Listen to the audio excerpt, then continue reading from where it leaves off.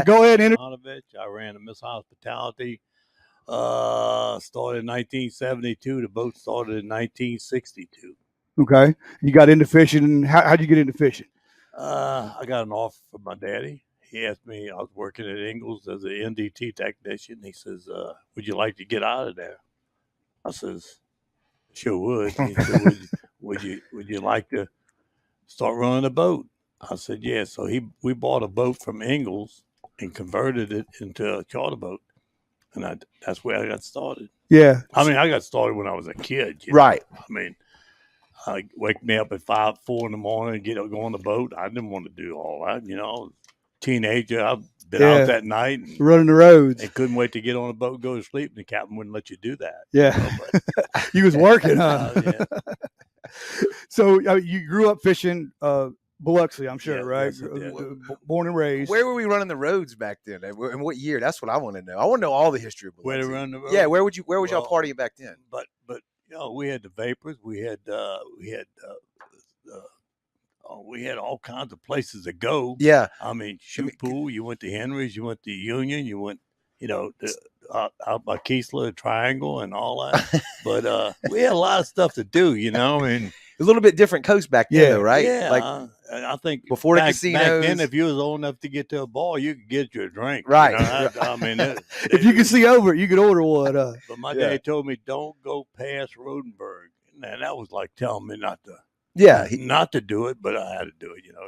It was some tough stuff up there when I was a kid growing up. Yeah. That was before all the casinos, though. Nothing but seafood factories down here, right? Yeah. Oh, yeah. I lived out.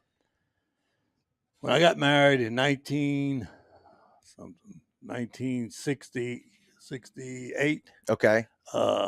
67. I moved to the Point. And my grandmother always lived down there, right next to St. Michael's Church. And I lived there for almost 50 years. I mean, and it was a great community. I mean, you knew everybody, and we had enough girls down there, you kept a gun on your porch. I mean, I'm serious. We had 2 softball teams on the Point. Girls softball team. Right. But it's been a good life. I mean, yeah. Well, when I got out of Ingalls, it was a lot better. Yeah, you jumped out there and started working for your dad. Yeah. You started off as a deckhand, I'm guessing. No, I started off as captain. Okay. Yeah. And I've been a deckhand since 62. Right. Give me this, give me that, do this, do that. But it was a new life. Yeah, that's good stuff. yeah, he already had the experience. He knew where he was going. Tell us a little about the difference in the fisheries from back then, and what you remember most about what's changed between back then and now. We didn't have any limits back then. I mean, and we did an entirely different type of fishing. Like in the spring, when you first start showing up around, I believe the earliest I ever caught a limit fish was February 29th. Okay. I caught 2 of them that day. You remember the day? And I remember the day. It was a leap year, 29th. Yeah. And we used to throw down the outside horn out. They don't do that anymore. We throw down the outside horn out and look for them on the bars. Right.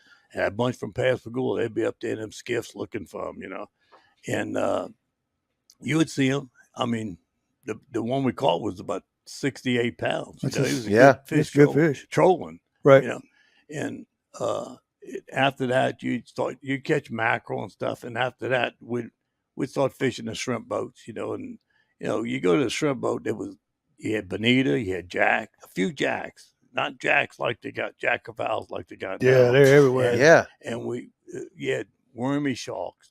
I know you didn't have no problem with the black tips like they got now. The black tips so thick out there, it's pitiful. Mm-hmm. But that was a start off with it, mainly behind shrimp boat, catch cobia. Yeah. Cobia and kings, Did y'all ever run into, you got pictures. Was snapper as big as it was?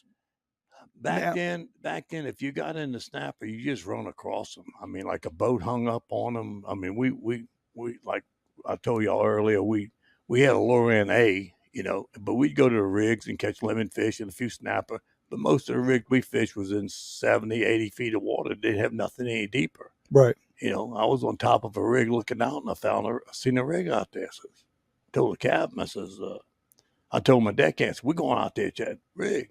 It was 133. It was in 160 foot of water. We caught amberjacks. We caught stuff we ain't never caught, you know. But and I know it was. I thought right now they should have never took the rigs up. Right. I mean, they took everything up. I mean, and that hurt the lemon fish. Mm-hmm. The cobia. Right. They were lemon